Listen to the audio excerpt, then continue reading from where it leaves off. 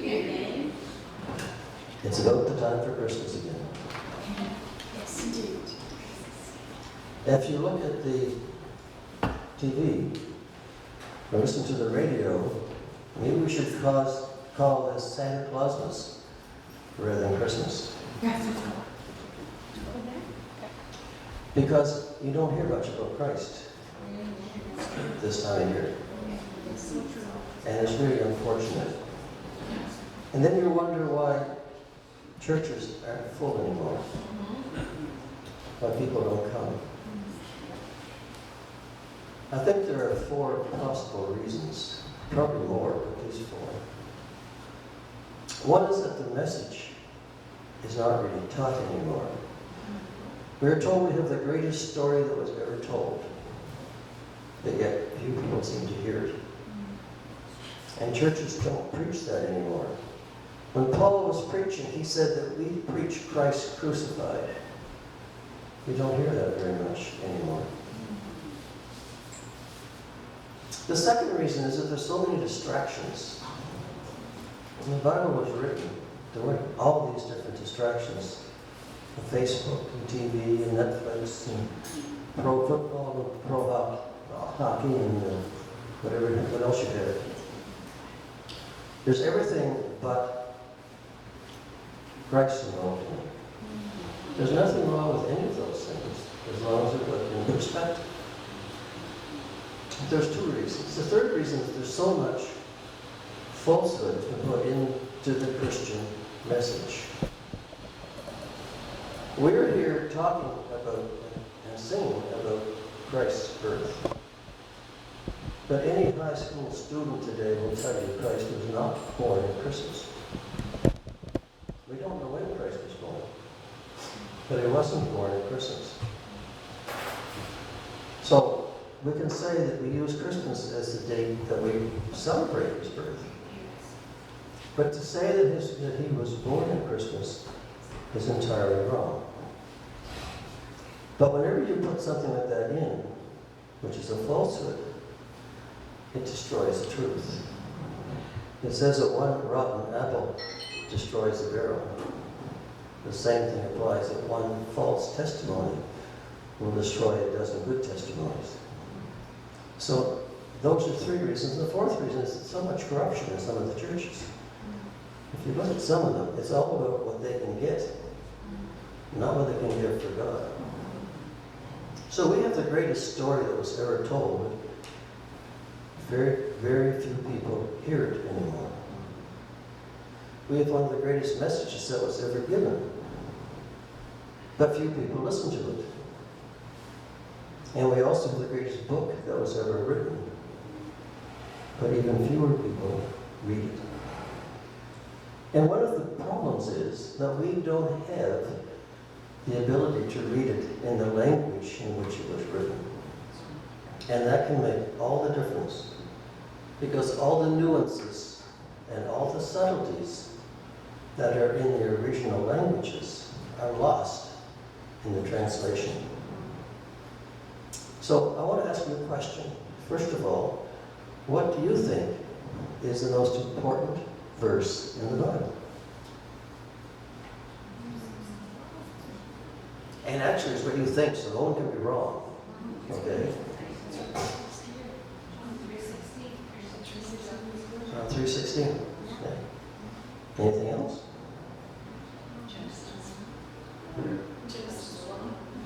Yeah, Genesis 1. Luke 1 and 2. 1 and 2. Yeah.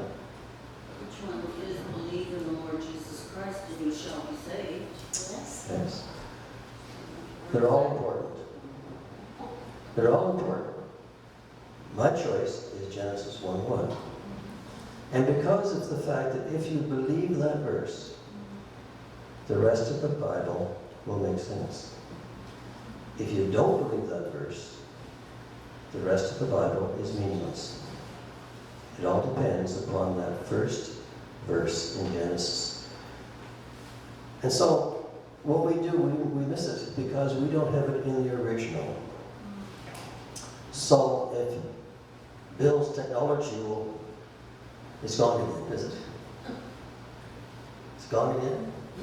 Gone again. Figures. Just He's actually grinding at the end. hmm? It was grinding at the end. Grinding at the end. Grinding's not good. No, not good. Anyway, that sort of goes, the whole thing is going to be in a PowerPoint in the original Hebrew. Because it's entirely different than the English version of Genesis 1:1. It is said that the original came about 2,300 centuries before Christ was born. When some Hebrew priest wrote a poem about the creation of the world. And the poem was such that it has kept scientists and philosophers busy ever since. Even though it's only, in the original Hebrew, 7 words long. It talks about in the beginning. And actually, it was only a few hundred years ago that scientists agreed that there was a beginning to the universe. Even though this Hebrew priest, 2,800 years ago, understood that. 20 centuries ago, 2,800 years before Christ was born, students understood this. He also said God, a singular, because there was a plethora of gods in those days, even though he put it in a plural form. So, if you can't see it, it makes it much more difficult to explain this. But in the original Hebrew, there are 7 words in the text. There are 3 longer words, and then there's a short word, and 3 more longer ones.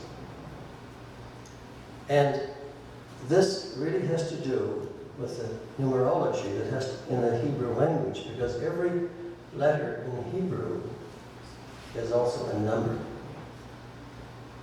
And because it's a number, there are codes written into the Bible that we never obtain. So the code is 7 in the Old Testament. 7 is used a great many times, over 460 times in the Bible. There are 7 as a completion, a spiritual completion, spiritual perfection, according to the Old Testament. It's used, there are 7 days, for instance. There are 7 churches in Revelation, 7 lampstands, 7 stars. There are 7 vials in Revelation. There are 7 trumpets. There are 7 curses. There are 7 of each clean animal taken into the ark. 7 is over and over again in the Old Testament.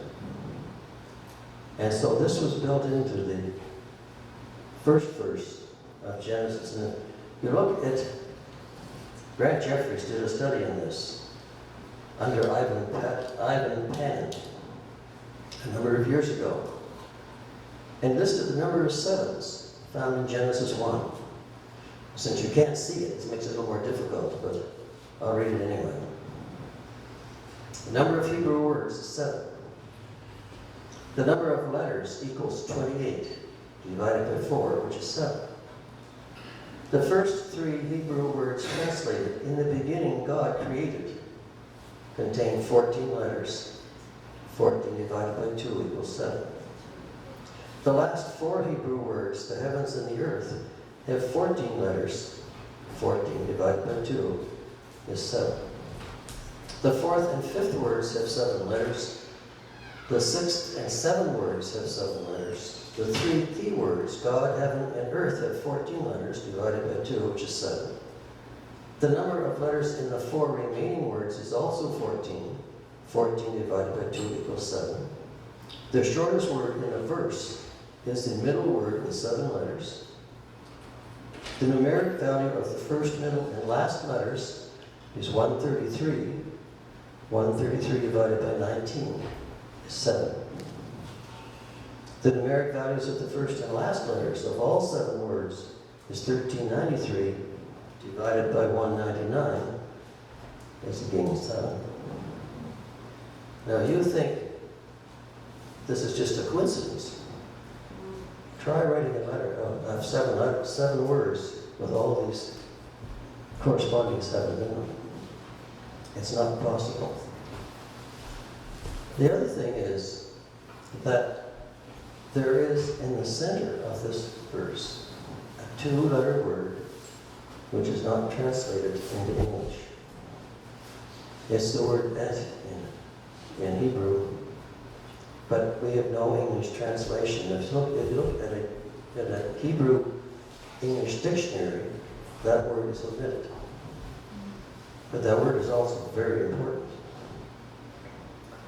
because it contains just two letters, the Aleph and the Tav. The Aleph is the first letter of the Hebrew alphabet. The Tav is the last letter of the Hebrew alphabet. The beginning and the end of the alphabet. In Greek, it's Alpha and Omega. And Christ said he was the Alpha and Omega. If you look at the old hieroglyphic or phonetic language of the Hebrews, every letter had a symbol. And every letter that's there has a symbol. These two letters also have symbols.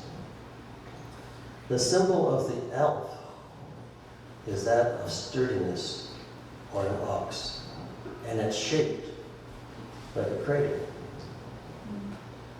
The symbol of the Tav is without any doubt a cross. The cradle to the cross.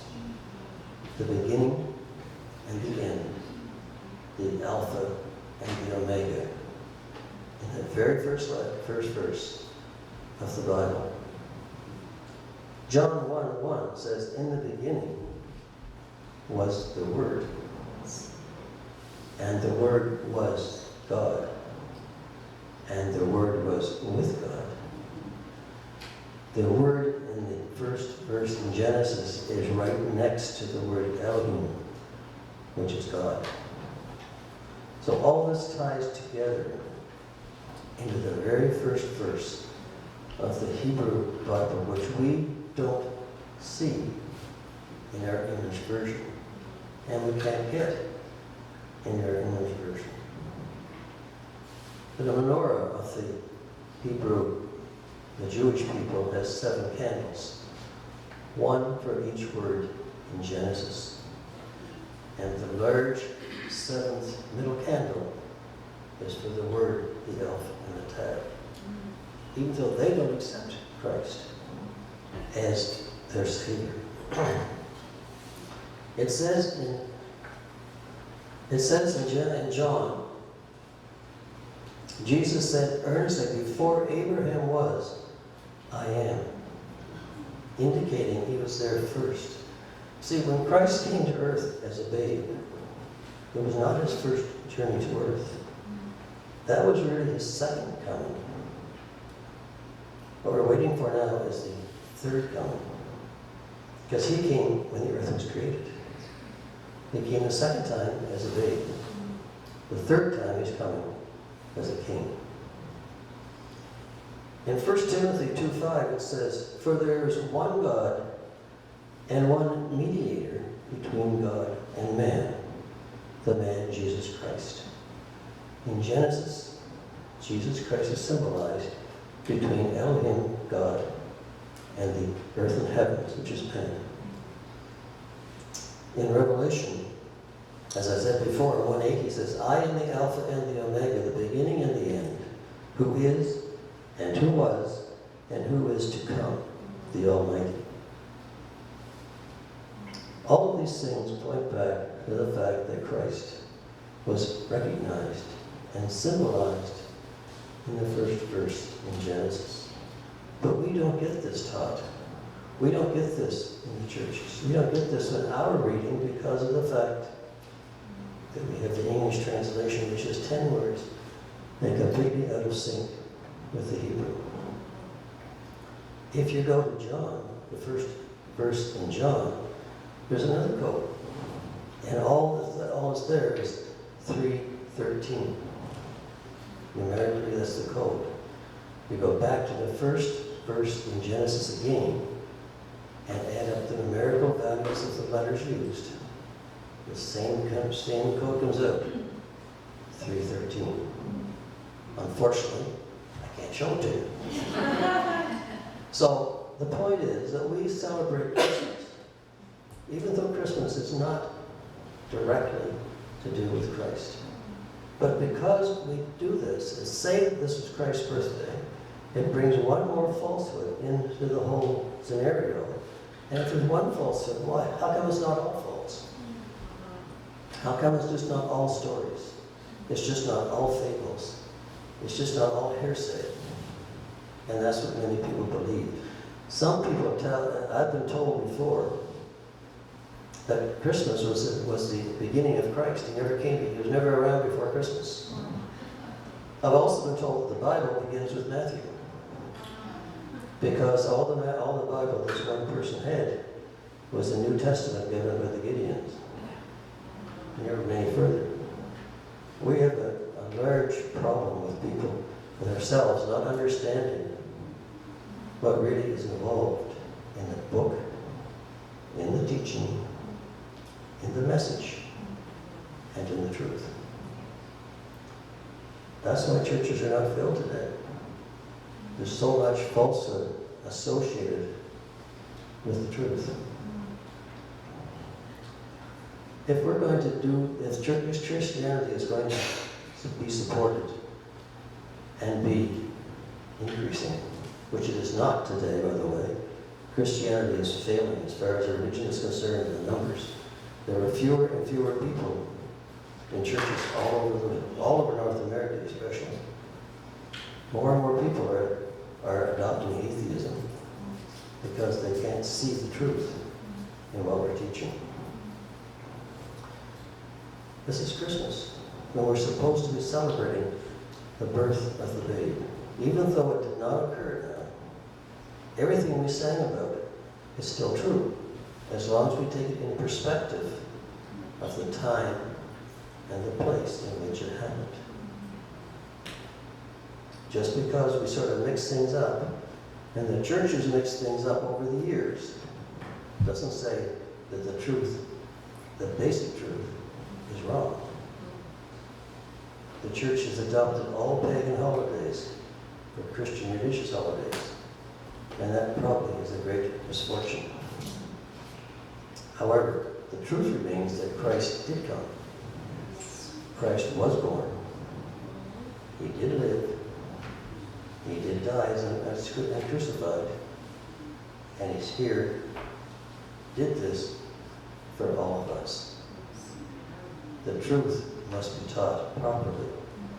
We have to take it away from the falsehoods that are being taught with it. The Hebrews had it right.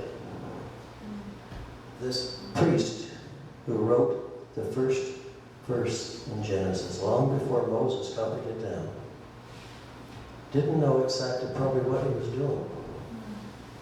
But he had more there in that one verse than most of us will get from the Bible, the whole Bible. There is much more to it than what I'm talking about. There's more to it that I could have shown you if we had audiovisual. Anyway, the point is that we need to read the Bible. Not just look at it, but actually read and understand it and study it to get everything out of it that we can. Because there are many, many more things in that book than we're ever going to find out, ever be taught about in churches or in schools or even reading by ourselves. It's just too complicated a structure. Simply speaking, it gives you what you need to know. It's the basic instruction before leaving Earth. But there's a lot more underlying that. It's like an iceberg. That's the tip of it. There's a lot of stuff underneath which are important and interesting to know. Yes. So that's really all I have to say. I hope that this Christmas people will understand the fact that this is a celebration of the time and of the time when Jesus did come and not the time itself. This was not the day of his birth, but the day the church chose to celebrate his birth. And there's a vast difference. So, having said that, we will not say this is Santa Clausmas yet, although it certainly sounds a lot like it. Coca-Cola had more to do with Christmas so far than Christ apparently did. But anyway, look for the real reason for the season and enjoy it.